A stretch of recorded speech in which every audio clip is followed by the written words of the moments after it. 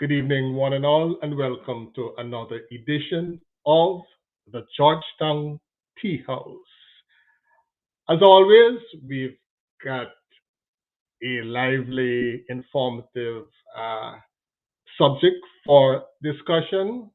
With me, we have Tyrone and Randy, and we're going to be delving into the issue of the wearing of jewelry? Is it something that is okay um, in the eyes of the Almighty? Um, Randy and Tyrone, they have two differing positions on this issue, and they're going to be going in a friendly manner back and forth this evening. All right, so please like, share the broadcast. All right, tell a friend, grab your cup of tea or glass of juice, and we'll be back.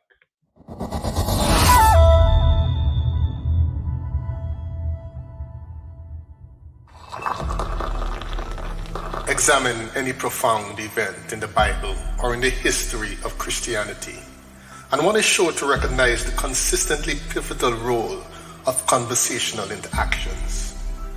We see this at play in Genesis, the first book, where through a series of conversations we witness the fall of our species and the expulsion from the Garden of Eden. The conversation between God and man, the conversation between man and woman, the conversation between the woman and the devil, and so on. At the Georgetown Tea House, we know the great importance and pivotal role that conversations often play in our lives on this earth. And thus, we will seek to engage in the types of conversations that are insightful, stimulating, and thought-provoking. And yes, occasionally a trifle boring. Our hope is that with each visit to the tea house, we can become better aware of who we are, of our relationship with God, and where we stand with each other and the rest of humankind. And yes, through it all, there will be music. For music, it had been written, is the food of love, and God is love. Join us every Monday evening on Facebook and YouTube Live for Conversations at the Georgetown Tea House, a Gospel Side of Me production. Please, do bring along a cup of tea or a glass of your favorite juice.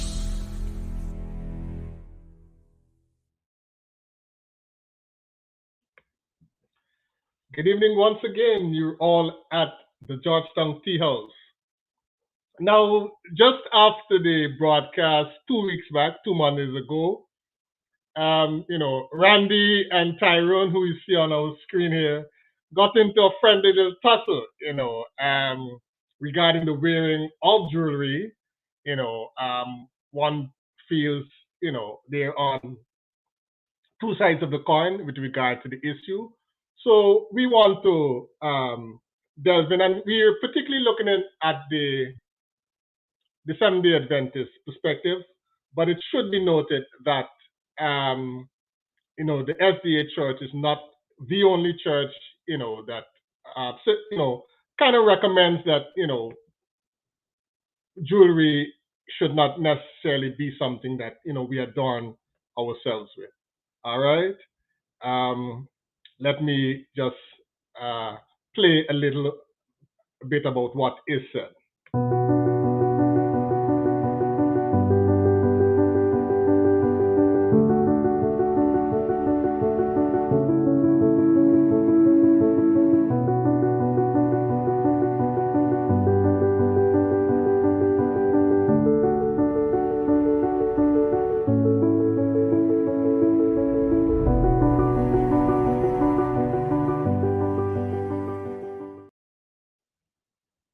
All right.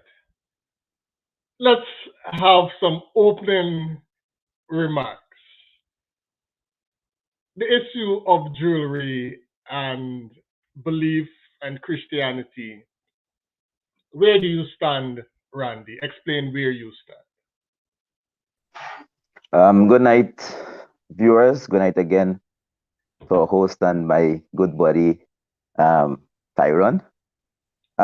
I just want to quickly say that uh, this topic was derived from Tyron and I trying to make a point. Tyron trying to make a point and making reference to this.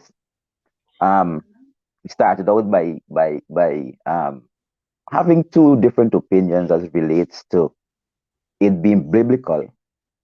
And this conversation continued into the next day. Tyron would tell you, I mean, and Nancy would not know, but we continued um, sharing via messenger and so on.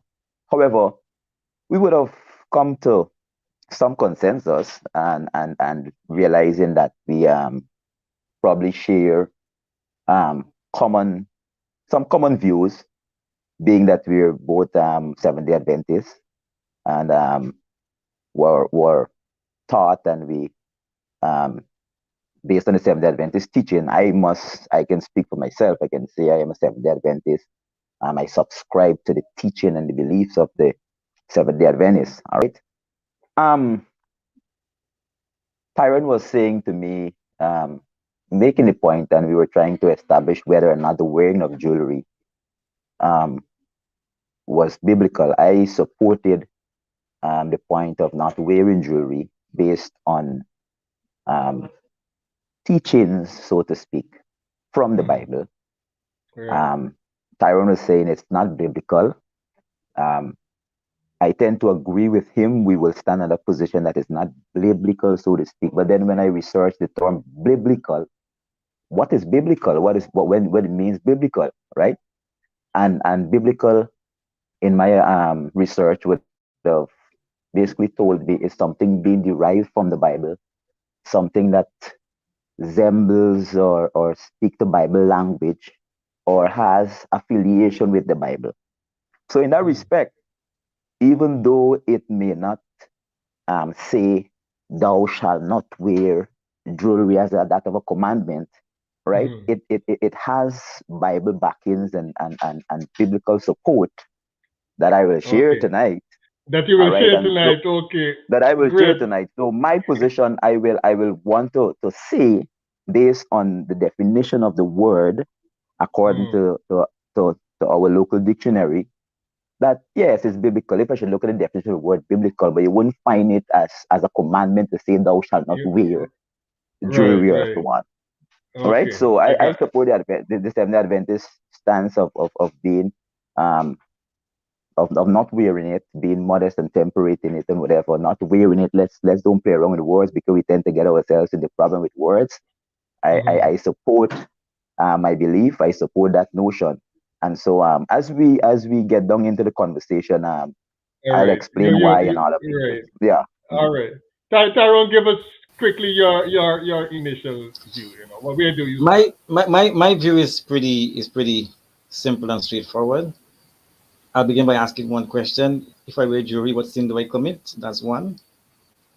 And from that perspective, I will say this that there is more evidence in the Bible for jewelry wearing than there is in the Bible for no jewelry wearing.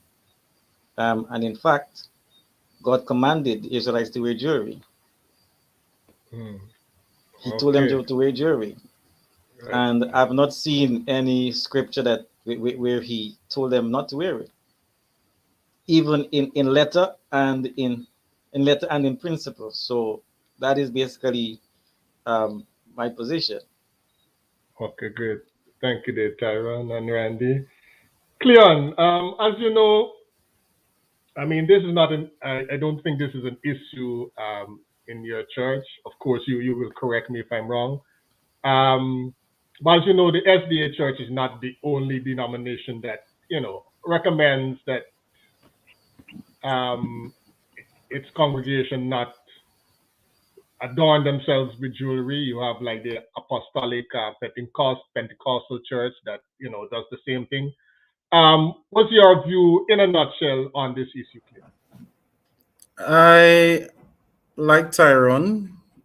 ask myself what is the reason why some denominations would say that females cannot be adorned in certain things. For example, I know in the Church of the Nazarene earlier, women were not allowed to wear pants.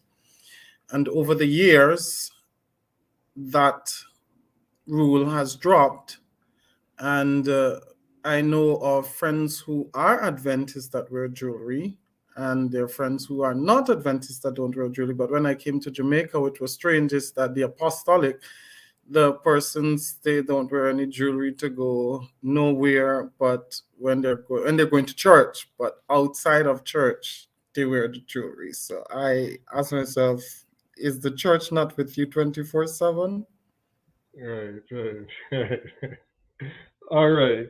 Um, we did try to reach out to a few people. Marshall did sit down to talk with a lifelong Adventist, Dr. Michelle Luard, and we have two quick um, clips, with Dr. Luard giving her view. I'm gonna play the first one, and then we're gonna go into our discussion. Okay, Michelle, thanks for agreeing to chat with us. Anytime. All right. From your vantage point as a long-standing Seventh Adventist Christian, what is your position on the wearing of jewelry? So I believe that we can wear jewelry. I don't think it has anything to do with whether you go to heaven or hell. I don't think that's a rate determining factor. Okay, so it does. You don't think it matters? No, I don't think it matters. I think it's not a part of the fruits of the spirit, which I think is more important for how you treat each other, how you treat your brother, what you do to each other, the love, joy, peace, long suffering. I think those things are of importance. I have not seen and I have not been convinced that wearing a piece of jewelry means that you're not going to heaven. Okay, Randy, we'll come to you first. In terms of biblical references, where would you begin in terms of pointing us to a passage in the Bible where it seems to say that the wearing of jewelry is not in God's sight? First of all, I would want to speak to Tyron's question, whether it's a sin and what the good doctor would have said. I don't think the wearing of jewelry or the not wearing of jewelry is salvific, so to speak. Mm. As a lot of other things that we can deem as not being salvific. However, the issue is not about whether it's being salvific or not. To me, it's about obedience. It's about an upheld principle, right, that was established in church of old. For example, I was started off by, I went through a whole lot of study, and it will take a good while for us to really get through this. And perhaps the time would not allow us to, and for me to make a presentation, so to speak, will take up most of the time. And I know Tyron and Cleon, they have to give their point of view and probably report and say what they, you know what I mean? And we discuss, we're not arguing. But I would want to first make reference in 1 Peter 3:1-4, right? I don't know if I'm allowed to read it quickly. Yeah, you can. Right? If I'm allowed to read it quickly, 1 Peter, I should have gotten it there. 1 Peter 1-4, and then I'm gonna take them straight over to, and this is gonna touch on Cleon's point also, because he said he couldn't understand why whatever. Anyhow, I'm here. 1 Peter 1-3. Okay, go ahead. It says, likewise ye wives, be in subjection to your own husband, that if any obey not the word, they also may without the word be won by conversation and peers. While they behold your chastised conversation coupled with fear, whose adornment let it not be outward adorning of plaiting of the hair and of wearing of gold and the putting on of apparel, but let it be the hidden man of the heart, in which it is not corruptible. The hidden man of the heart, of which it is not corruptible, even the ornament of the meek and the quiet of spirit, all right, which is in the sight of God, and so on. So right away with that, it is not an issue of if it is not an issue of that wearing of the jewelry um is a sin, but here Mm. here the apostle is admonishing, right? First of all, the part with the women being subjected to their own husband and all these things is saying to them is like with women, with, for example, with non-believers of husbands and so on, is not for you to force this man to come to church and all of these things, but to genuinely just love this man. You understand me? Just be you, just live the life that Christ would have called you to live. You understand Mm. me? As it comes to the goal and so on, it talks about, but not adorning the outward appearance and the outward self, but it looking about the inward appearance, the inwardness, right? We need to consider the inwardness. And then verse 5 is what's saying, right? Let it not be incorruptible. So what the Bible is saying, those things before, those gold and those apparel and whatever corruptible things, and those Okay. are things that we're admonished to basically stay away from, right? All Now in all right. I get that. Revelation That quickly. you made one key point there in terms of gold and such things being corruptible. All Mm-hmm. right. Mm-hmm. Having the ability Right, right. to And look send us and look off at on it. the wrong path. Yeah, All right. Before you yeah, move on, right, because I want Cleon mhm, to email, not Cleon, Tyrone, sorry, to quickly sure, respond to what you've said so far. Tyrone, go ahead. Gold, sure. gold cannot be corruptible when God's entire sanctuary was made of gold. If you want me to get more specific, when the very presence of God in the sanctuary was overlaid with pure gold, gold cannot be corruptible. When Pharaoh put a gold chain on Joseph's neck, gold cannot be corruptible. When the Babylonians put a gold chain on Daniel's neck, gold cannot be corruptible.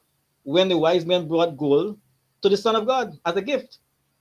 So the idea that these things are corruptible is not biblical. That's number one. Okay. Secondly, Go ahead. there's a text that my very good friend Randy did not read, and that text sums up what Peter was speaking about.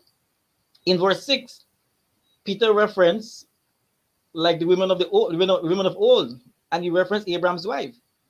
And if you read Genesis chapter, I think it's chapter 13, it says Abraham was rich in cattle and in gold and other precious materials. Genesis 13. So Peter referenced those people. And even when Abraham sent his servant to find a wife for him, and he found Rebecca, what did he give to Rebecca? He gave to Rebecca gold, silver, jewelry, and a whole lot of stuff he gave to Rebecca. So if Peter is referencing these people as good wives for their husband, good men, good women of God, then how do we reconcile it with what was being said in First Peter 3? Peter was not speaking about women of gold. He was just speaking about the character, which is more important than the outer appearance. And the thing is, what's interesting thing is this. I've been at Adventist, and I'm still at Adventist. We take out gold and leave out apparel. When Peter mentioned apparel in the same text, in the same breath, in verse 1.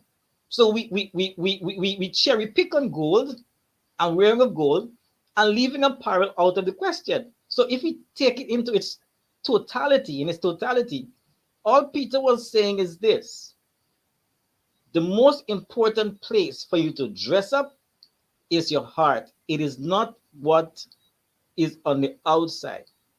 It is basically the heart. But the text never said, do not wear gold because it's corruptible. And gold cannot be corruptible because God is the one who made it.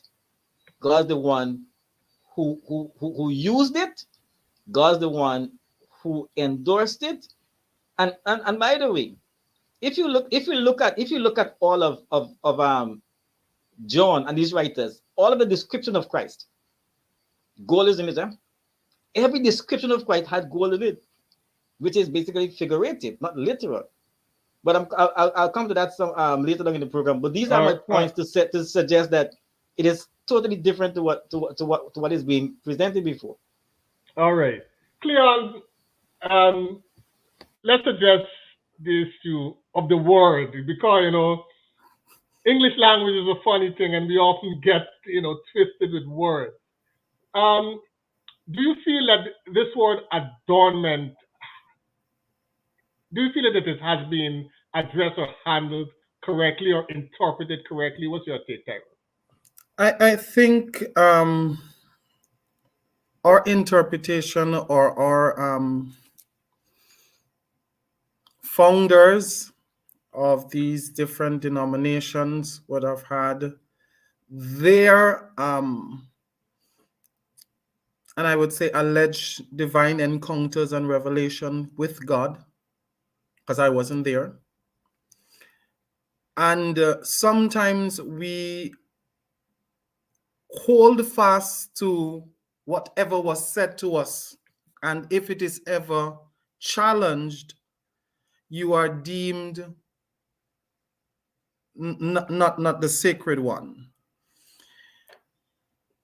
For me, we have to understand the context of who Peter was speaking to or who the writer was speaking to at that time. Just like I talk about early in the church in the Nazarene, women couldn't wear pants. And I know there's some churches where they say women can't wear pants, but they wear the pants outside of the church. And like a friend of mine who says, oh, you can wear this outside, but you can't wear it to come into the building, which they deem to call a church. And that's a whole kettle of fish by itself. But I do agree that we would have misinterpreted what the word adornment means. Because like the Bible simply says, God is looking at the intent of the human heart. So while I'm not sure if during the context of the day, people were trying to, like we would say in Guyana, people trying to show off on each other. So in order for you, Tyrone is going to go and dressy wife with a set of jewelry. And then I say, no, Tyrone can't come and style me. I have to come out, my wife have to come out better than Tyrone's wife. So I think this is just my opinion. Based on the context of the day, instead of you trying to lavish yourself with all of these things, this is not what really matters, like the doctor said. Even though I haven't heard the entire conversation as yet. But the content of your heart is what matters the most. But if, I dare say, if you are going to adorn yourself and it is going to be offensive or bring about an offense to someone else, then it has to do with a matter of the heart, that you don't want to offend someone else, so you refrain. But I think we cannot just take one word out of the entire sentence and say this is what the entire sentence was saying. All right? That's just my view. Okay. Okay, let me interject. Okay, let me just come in quickly and see if I can. Randy, just a second. You're watching the Georgetown Tea House. We have with us brothers Cleon, Tyrone, and Randy. Please continue to like and share the broadcast. This evening's topic is jewelry. Is how do we feel it should be interpreted? Does the Bible condone it? Does God condone it? that's our subject for this evening. Go ahead, Randy. Yes. Tyrone mentioned, and I'm saying again, how we look at things being phrased. It's we need to be careful. You wouldn't see that the Bible said, "Thou shalt not wear gold." You understand me? It talks about your entire apparel and everything and so on. All right. No, and of course, the children of Israel back then used to wear gold when they were when Moses went up to the mountain and Aaron asked them to bring your gold together. They had gold and everything to make this golden calf to worship. But they get the gold from, they had the gold all the time. You understand what I'm saying? But the point I'm saying is that when after they come down, what they would have done would have greatly displeased God. And there was a shift in their mode of dressing towards gold. They were in state of mourning. They shed themselves by Mount Perib of gold, by meaning that is not that they were is like a complete turning away from it, from the wearing of it. You understand me? So yes, you will find reference before you will say, oh, this woman used to wear gold and whatever and so on, but gold, the wearing of gold, and if you do research upon it, it has different meaning. You understand me? People used to wear jewelry. Well, I'm stressing gold because in my mind I'm thinking about gold in terms of jewelry, in terms of gold, right? That's what I'm saying. So, but when I talk about gold, I mean jewelry, basically, right? So if gold come out, Tyrone, don't get carried away with gold. Just I'm stressing jewelry. So it's like that. And of course, in Ezekiel, the Bible in Ezekiel 28, 13, around that 13, 17, 28, 13 to 17, around that, you can read about it. When Lucifer was created, he was created and he wear all of these precious stones and topaz and all of them, right? Onyx and all of these. He was adorned with them. He was adorned with them. But then it also says that, look, what happened? He saw himself as beautiful. You understand me? And then he began corrupt. Then he became corrupt. The Bible says he saw himself as beautiful. You understand me? And he became corrupt with these things. These things make him corrupt in his eyes. And then he wants to be like the Most High and all of these things. The story you have to really look at, go at it and read it. All right. But the point I'm saying is that you wouldn't see "thou shalt not wear jewelry" in the Bible, but it's implied there. A lot of things you wouldn't see, it says "thou shalt not do," but it's implied there, right? And basically, when it comes to Revelation 12:1 and Revelation 17:4, it talks about the state of the church.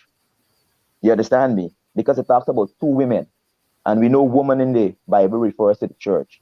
And in Revelation 12:1, when the church was described, it talks about the woman. I can't remember something. She was bright as the sun, and she has the moon, and she has the moon under her feet, and so on. It was right, and all of these things signify light. They talk about the light of Christ, right? And in 12 and in 17, it talks about the woman adorned in purple and having all of these gold and whatever and all of these things, which represent basically those two churches represent the holy church of God and the false church, basically. So the one with the light and all of these things, the one with the purple and the gold and all these things represent the false church. So I'm saying you choose who you want to represent in the way you dress. Look at the mode of those two churches, how they dress. And you choose who you want to represent and how you want to dress. That's all I'm saying. All right. Respond directly to that, Tyrone. The thing is, I really want to begin from where this whole thing began, because Randy started from the end of it. Mm-hmm. But I wanted to trace. That's why I'm saying, Tyrone, before you continue, Tyrone, that's why I'm saying that the first instance, they started off by us making a reference to something different. You understand what I'm saying? But then the issue here is nothing relating to what happened before. You understand what I'm saying? The issue here is that we're looking at this topic. No, I'm going to trace the history. I'm going to trace the history quickly, Nancy, with your permission. I'm coming to Randy's. Go ahead, brother. Genesis Abraham rich in gold. Joseph was being presented with a gold chain. Exodus 3:22. God said to Moses, tell the children of Israel, tell every woman, borrow from your neighbor, borrow gold, borrow jewelry, borrow silver, borrow apparel, and put them on your children. That's clear in the Bible. Put them on your children. Exodus 11 also, that was reinforced. Now here what happens. So when they came out of Egypt, in Exodus 20 and verse 22, God gave them a specific command. God said, you shall not make with me God of gold and God of silver. God never called gold and silver God or corrupt. He said to the people, you shall not make it God. So what happens when they went completely opposite to what God said? They took the gold and they made a calf. And here, listen to the words that they used. This is our God who brought us out of Egypt. Now, right there and then, that's the principle that's happening there. So we can take anything today and make it our God. And here's my question to Randy as we move along. If we take our car and make it God, do we throw away our car? Do we stop buying cars? If we take our knowledge and make it God, do we stop expanding our knowledge? The principle for me is simple. It is this. The problem is not the gold or the jewelry. The problem is the person and the person's mindset in making whatever it is his or her God. In speaking on Revelation, that's a stretch that took Revelation 12 and 17 out of context completely. In fact, Revelation 17, the last verse in Revelation 17 says that the woman that you see sitting on the beast is a city. It never said a church. It said it's a city. And if we want to take that language literal, then in Ezekiel, God says, I dressed up Jerusalem with gold. I dressed you with silver. I dressed you with precious jewelry. So these languages here are basically symbolic language. So to take Revelation 17 and speak about the dress of a church, I think it is pulling it out of context. If you're going to do that, then go to Ezekiel and see what God said about Jerusalem, his people. God said, I dress you up. I adorn you. I decked you out in apparel. I decked you out in jewelry. I decked you out in gold. That's what God said too about Jerusalem, his people. And if we understand this war that we're in, all that Revelation 12 or Revelation 17 is saying, this Revelation 12 is saying the gospel of Christ is so simple. It is so simple, but we put all kind of attachment and jewelry and we dress it up. When the gospel of Christ is saying, and that is what the church and Babylon did. They put their own system in place for salvation. When God says, my system of salvation is this: believe on the Lord and you shall be saved. So Revelation 17 is not talking about human beings wearing jewelry, nor is it talking about a church that doesn't wear jewelry. It is not what is there. And if you go down the history line talking again, about the state of God's church, bro. No, it does talking about the state of It God's is talking church. about the state of the church, the two opposite sides of the coin. No. Yes. Revelation 17, There's a Randy, difference about the church and about the city. There's a difference when you talk about Jerusalem. Randy, Revelation 17. Continue, make your point. Revelation 17, the last verse says, the woman that you see sitting on the whatever it is. Can I read it for you, Brother Nancy? Can I read it? Because I don't want to just speak as if, well, this is just my words. Revelation 17, verse 18 says, and the woman which thou sawest is that great city which reigneth over the kings of the earth. So we cannot pull out of that and say the woman that's sitting in church means that church. When the Bible clearly states it is a city. Right. And again, when you look at the wearing of jewelry, the principle I saw two principles in when I studied, because I went to every text that spoke about jewelry and every text that spoke about gold. And this is the principle that I picked out. One, God was saying to his people, look, you're taking trees and you're making gods out of it. You're taking my creation and you're making God and you're worshiping it as your God. Do not do that. Don't take what I have given to you, because God told them where to go. God told them wear it. Why did God tell them to wear it? Why did God tell them to wear it? Sorry. Exodus 25. God says, let them bring stuff that he can make me a sanctuary. Exodus 35 again. Exodus 35 says the people brought gold, silver, jewelry. That's after the incident with the calf. They brought all those things to build God's sanctuary. So what God gave to them was to serve a purpose of building his sanctuary. They took it and they made a God out of it. God bless us today with tremendous things, cars, houses, education, whatever it is, for us to build his people. What do we do with it? And that is where the issue is for me, not the wearing of any jewelry. All right, we're gonna come back on that with Brother Cleon. He's gonna help us interpret this revelation thing. Let's just have the second clip from Marcel's interview with Dr. Lord. Does the word of God, in your from your knowledge, condemns the wearing of it? That too, I have not seen anywhere where it condemns the wearing of it. So if we think about 1 Timothy 2:9, right? It says, likewise also that women should adorn themselves in respectable apparel with modesty and self-control, not with braided hair and gold or pearls or costly attire, right? Right. So if we're going to take that text and say that it is, then we can braid our hair. Then we can't wear those fancy dresses that we wear. And I remember people saying that they would go to my North Road there by Central Church to see the best styles on Saturday morning, because we dress up in everything else, but we do not put on the piece of jewelry. And modesty and self-control is, to me, the two determining factors. So if you have to not pray or not go to, because you don't have a piece of jewelry, that's where I think you have an issue. Then there's the other text that speaks to, do not let your adorning be external, the braiding of hair and the putting on of gold jewelry or the clothing you wear. So if we really are going to stretch that, we're not going to wear the clothes that we wear either. And so, in my opinion, if we're taking this text in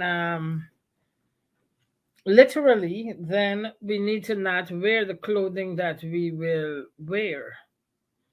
I think about when Esther was going to the king in another part of the Bible, when Esther was going to the king, they wanted Esther all sweetened up and dressed up and looking nice because she was coming before the king.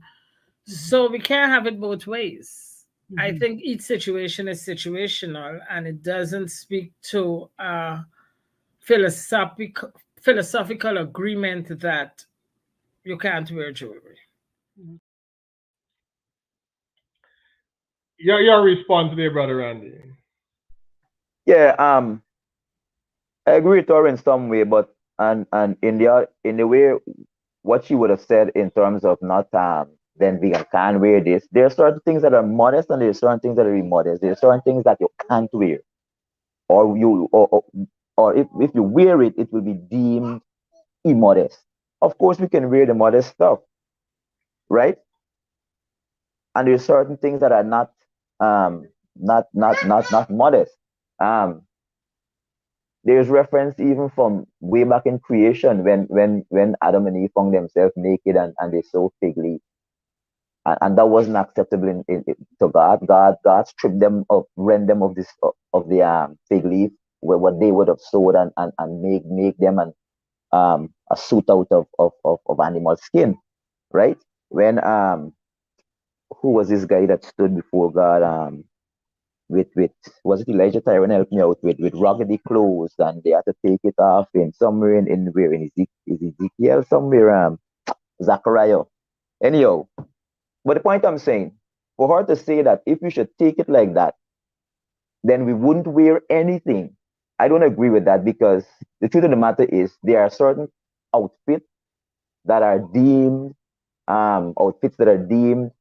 modest and some that are immodest. I don't always embroidered here, right? But also there are some hairstyles that's going to be way elaborate and all of these things that we can deem immodest and all of these things, right?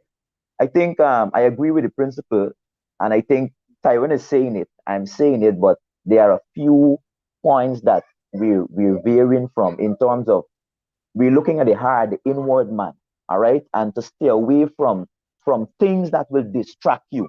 Then I'm saying again, you will not see in the Bible that it says, "Thou shalt not wear gold," or "You shall not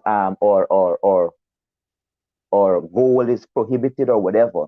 But it's the teaching of the church as it as it reference to how history would have unfolded with the children of Israel. You understand me? Even though they had gold, they had jewelry, so to speak, they had apparels. But like Tyrone is saying, God and Cleon would have alluded to it, God don't want you to make these things let's say another God, or to replace him, basically.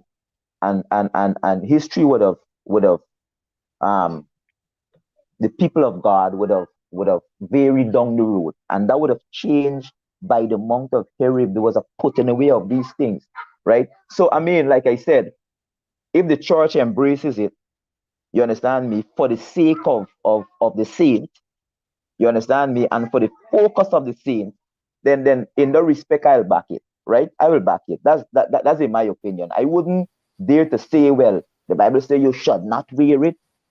I mean, like I'm saying, it's not salvific, rather accepting Jesus Christ and believing in him is, you understand me? But then if we are to encourage to put away these things, to have our focus, our eyes single, then I'm going to back with the church. I stand with the teachings of the church. And like I said, there's a whole study that we need to go around with.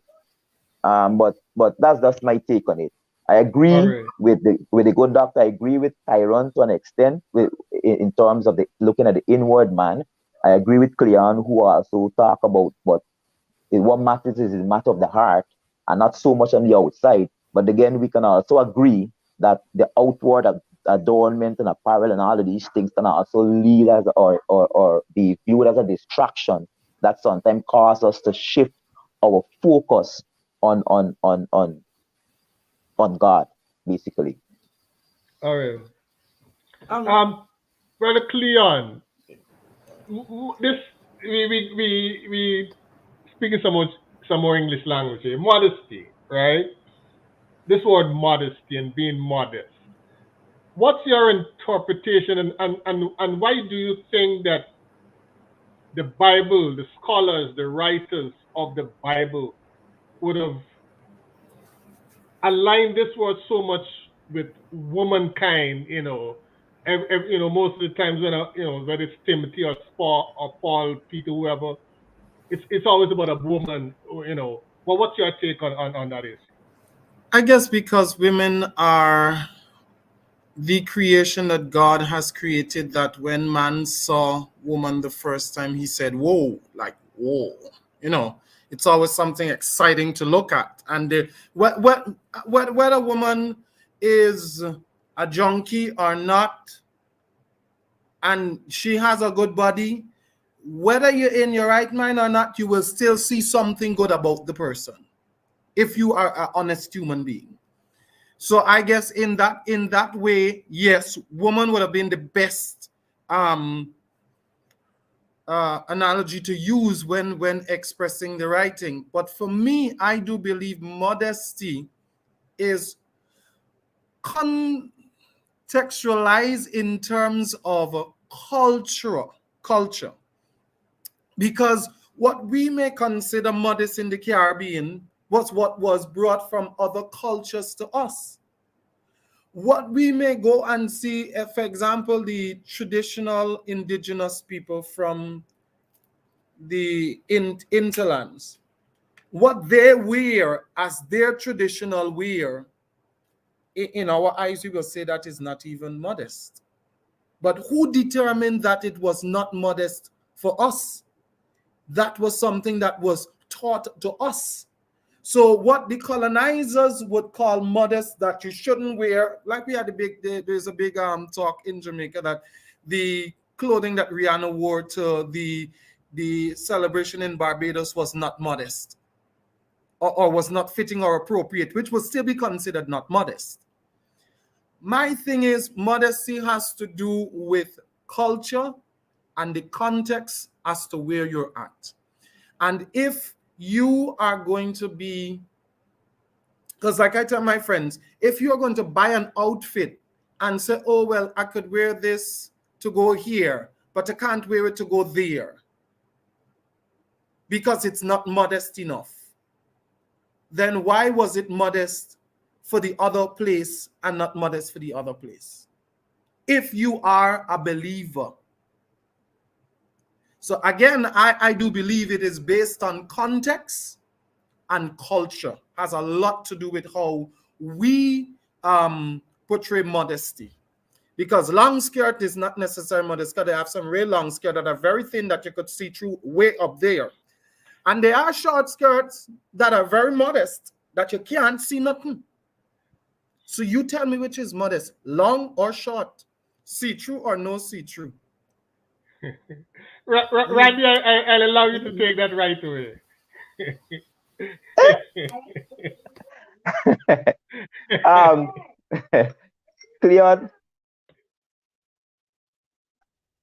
Cleon, has some He's hearing points you, in so terms go of. ahead. I mean, he has some points in terms of culture and all of these things. Modest to me is is in the sense that we're talking here, for one, for the Christian, um, having a long dress that you can see through is not modest. You know what I mean? We're talking about being well covered, not revealing, not distracting to anybody else. If you're gonna wear something or put on something that's going to um be distracting to somebody else, you know what I mean? I mean, a short skirt, it might be thick, yeah, but when you sit down, you're revealing and all these things. But modest to me, is in that context with as we're talking about as in the church, right? You try to cover yourself, you try to dress um moderately, temperately, so to speak. You know what I mean? Not having things that are distracting or causing one to be distracted, lest yourself be distracted by what you have on, becoming conceited. That's what happened with Lucifer, and that's what the Bible is basically warning off. But I agree to an extent with Cleon, who is saying yes, because sometimes you go into the Armenian community and you'll find that this type of wear to us will be skimpy, but they just cover the breast and they just cover the private parts and whatever and whatever. But to us, it will be modest. You know what I mean? We had a big issue with the deputy speaker going in parliament with his Armenian outfit, and it was a big uproar in Amgaini here, as somebody, as some people deem it unfit and all of these things because his whole butt cheeks and everything was outside and so on. I mean, that's his culture, and they're saying Guyana is a multicultural society and all these things, and so you really can't fault him for that. But to me, I would not wear that. Perhaps maybe it's not my culture. I mean, I get the Amerindian, yes, but I figure being more covered and not drawing attention, because what he had, he basically drew a lot of attention, even though it was his native outfit, but he did draw attention. So Randy, I don't like the man, but I have to stop you here. The man is right to wear his traditional wear. I am not saying nay, but There are some African wears that are loud and flamboyant, and we will not say anything about that if someone went into parliament in an African attire. But it is because we could see the man too boomsy in the back. No. That is just what it is. No, Cleon, I understand, but if an African person does the same, I believe will be called out similarly. He will be I the highly doubt. I highly traditional doubt if an African wear. African dressed like No, a no, listen to Swahili, me. person with the beads and all of that, they will be called out Mhm. like an Amerindian. So going up, yeah, yeah, man, of course it would. Of course it would. If you have a cultural presentation at a cultural center or whatever, people wouldn't I don't think it will be because it's a cultural presentation, but to go into parliament and say you're putting that people it had a big uproar. I'm saying to me, I understand is this cultural wear. I understand that, but for me, there's a time and place for everything. For me, that's my opinion. All It's right. not the gospel, but that's my opinion. You know what I mean? Because here's the next point. Here's the next thing too. He usually wears suit. You understand me? He usually wears suit. But then I don't know what point he wanted to prove in terms of going into parliament and do that. But certain things you can avoid to not to cause distraction and all these things. You could have um exhibit your cultural wear I mean it's and when we have Amerindian month in September, we see all of these cultural wear coming out and so on. But I mean, like I said, for me, there's a time and place for everything. And you, Cleon, would have alluded to some your friend, they will say, I can't wear this to he, but they're gonna wear it somewhere else. You understand me? And he was therefore trying to and show then us you that were we should understand and appreciate the mhm. culture 24/7. This is just a part of the people's Yeah, lifestyle. but for me, I'm But saying there's a time and place for because of the everything. I understand that. Mhm. colonizers who have brought certain things to this part of the world, they continue to tell us what is appropriate and what is not appropriate. Like I usually say, the queen don't know no English. The English language did not derive from the queen. Tyrone, let me get you in here. We coming to this close, but looking at the word uh, uh, Tyrone, outside of like you pointed out, using gold or whatever artifacts to make uh, false god or images and the like. What's your take on the issue of di- distraction and how do you feel that impacts our well-being or salvation?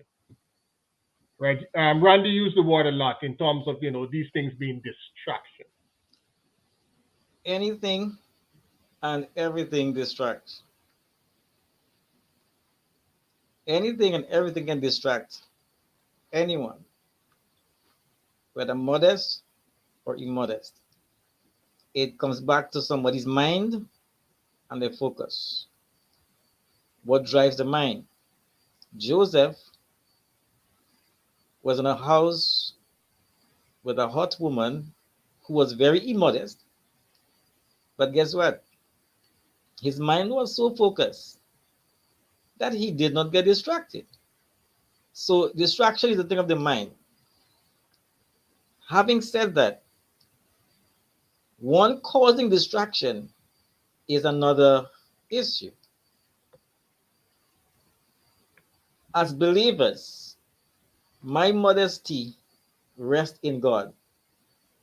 I cannot look to human to define modesty for me because human definition is like sinking sand. It's like leaf in the wind. It blows here and everywhere. But when I look to God as a believer for my definition of modesty, His Spirit tells me what modesty is and what should happen. And I'm going back to the wearing of gold. A man like Daniel, who said that he would not defile himself with a portion of the king's meat, nor the wine which he drank. That's another discussion. Accepted and embraced pagan people putting a gold chain on his neck for him to wear. Mind you, the Eastern culture was that's what they give out when they honor somebody. But if the wearing of that gold chain would have been so offensive to God, there is no way Daniel would have worn it. Absolutely no way. Joseph, the same thing. And if gold was so offensive to God, if it was an abomination to God, there is absolutely no way God would have accepted a gift of gold for his only begotten son who came. God don't accept abominable gifts. That is who God. He does not accept abominable gifts. So if God accepted, in fact, if the Spirit of God influenced these wise men to bring gold as a gift for God's only begotten Son, then there must be something special with the gold. The problem now is our mind and how our mind use. In fact, if I should go further, it is God who give men the skill to make jewelry from gold and silver. Exodus 35. Read it right there. Exodus 35, 36. God said, I put within these men the spirit of wisdom, understanding, and knowledge to engrave and to make these things. The problem is what we do with it. And if I should address quickly what what Randy said about the church, I get the impression that we are behaving like the Pharisees. The Pharisees put over 2,000 laws to protect God's Sabbath. They put all kinds of things to protect people from breaking the Sabbath. So we are putting all these fringes on what we think God is saying for people not to do certain things. My problem is this. My issue is this. If the wearing of jewelry is an organizational decision, let it be said that like that clearly. Don't say it is biblical when it is not biblical. Because here's the thing. Like in other organizations, there's some organizations, women can't comb their hair a certain way. They have a uniform. Uniform means identity. When they're at work, they comb their hair this one way. But anyway, outside of work, they can comb their hair in a way that in another way. Does that make it wrong? No. So if you're saying as a church, jewelry is a church organization, the church standard we have set. You cannot perform, you cannot do the service if you wear jewelry. That's fine. I don't have a problem with that. But don't say it is biblical when it is not biblical. The last thing I'm going to see is this. Yeah, because I want to come in quickly before I miss the point right there, Tyler. And Randy mentioned when the people took off their gods, right? Jewelry. I know all the text. Why did God did not call it God, you know? It's the people who call the jewelry God. It is the people who call the gold God. God never did that. So when God says take off your gods, he's saying to them, what you have made your God, take them off. If you make a car your God, is God saying to you today, do away with the car, sell the car? If you make your house your God, and you worship your house, is God saying burn your house down? So the principle that comes out that we extract from these things here is, to me, it's very simple. The principle is whatever God has blessed you with, and God blessed those people with gold and jewelry, whatever God has blessed you with, do not make it your God. Do not put it before him. That's the simple principle for me. Okay, All right, Randy, beautiful go ahead. Tyron. Beautiful Tyron. Yes. I can answer your question directly. Yes. If I make it, if my car can become God or to me in front of God, and I gotta get rid of it because I can worship it, so be it. Is that No, simple? If listen to me, no, listen to me. If what you saying, if it means on me missing out of heaven because I can worship it, better burn it down and get rid of it. note that's a personal choice. Right? That doesn't mean Fair enough. Randy, hold on. Randy, hold on. No, That doesn't you mean it's a God to anybody else. It's a God to you, not to yeah, anybody true. else. Yeah, true. I understand. So you Now, cannot make that a church standard to other people. the issue of it. No, the issue of it. You understand me? Where we're saying that fine, fair enough is an organizational standard, right? And I'm saying to you, I started off by saying that it is not according to the Adventists or according to the organization is not biblical, right? But I'm saying when I look at the word biblical and what it actually means, you understand me? And based on Bible references, to me, I can say that it is, right? It sounds contradictory, but I'm just saying based on the word when I look at it, what it means, right? But we as a church or renowned pastors and Bible workers wouldn't say it's biblical, and I can live with that. You understand what I'm saying? Yes, is a church's position of not wearing it. It's not salvific. I believe some things that we need to be in unison with, right? Lest you will have corruption in the church. What I'm getting from you is that you are saying that let your conscience be a guide, right? And I can live with that also. I can live with that. Let your conscience be a guide I because you're never saying said that, and I would never there's what say I'm that. getting from you. No, no, Yeah, I'm there's a saying there's no, what no, I'm no, no, no, getting. no, no, no, no, no, no, Because you're no, saying no, to no, me, no. because one you're saying to me, Cleon, don't think of me. One you're saying to me, Tyrone, is that you're saying that God has to be your God has to tell you how to be modest or what's your level of modesty, something like that. I mean, I wanted And to come in, but I want to cut you. you So understood basically, that, and you understood that no, that no, allow your conscience no, to be a no. guide. You so I'm asking you what God tells you now about modesty. Pardon me. You're saying, What God tells me mm-hmm, about modesty, mm-hmm, it is very simple. It must mm-hmm, reflect who he is. It must reflect his character. And God is a God of beauty, a God of mm-hmm, brilliance, and a God of mm-hmm. brightness. You see, So if All so, right, you're all right, elaborating on the point that gentlemen. goal is, and I'm not saying that you're elaborating and trying to make the point that we're saying goal is something bad. We're talking about the adorning of oneself with and it, there's nothing wrong with adorning and yourself that's either. well, you see, that's your perspective There's on it. nothing wrong with adorning All yourself right, either. That's not gentlemen. my Right, view. right there is where we're gonna close off with the issue of that word again, adornment. So I'm Brother Nancy. folks Brother will Nancy, continue. just five We're gonna seconds. continue next week. Just five On seconds. Just 5 seconds. go Just quickly, 5 seconds. Tyrone. When the Bible uses the word adornment, it simply means what you wear, whether it be jewelry, gold, or apparel. Adornment, what you put on your body. That's simple. And Okay. everything we're talking about, not just goal, not just goal. I said to you before, when I say goal, Right. my Right. I because want us. in I terms, want us to look at right, that, Randy, where we look at everything, like you say, exactly, and that's what I'm talking moving about forward next holistically, week. not just goal, right? But Right. just before we leave, just don't think that I'm focusing on goal in my mind, and why I'm mentioning goal because in terms of jewelry, I will mostly refer to that, and jewelry takes on a whole different form, with different precious stones and all of these things and so on. So Tyro, don't chastise me on the jewelry, on the gold alone. You understand what I'm All saying? right. All right. Cleon, We're gonna do, do, continue. do the honors of kind of cluing in the audience on where we are so far as you've listened to Folks, both if you have Randy missed out, and Tyrone. Give us a sum up of where we are so far in ladies and preparation for gentlemen, next week. boys and girls on the internet world, if you're on YouTube, Facebook, and soon you'll probably be following us on Instagram. If you have missed out, you need to tell someone to watch the rebroadcast.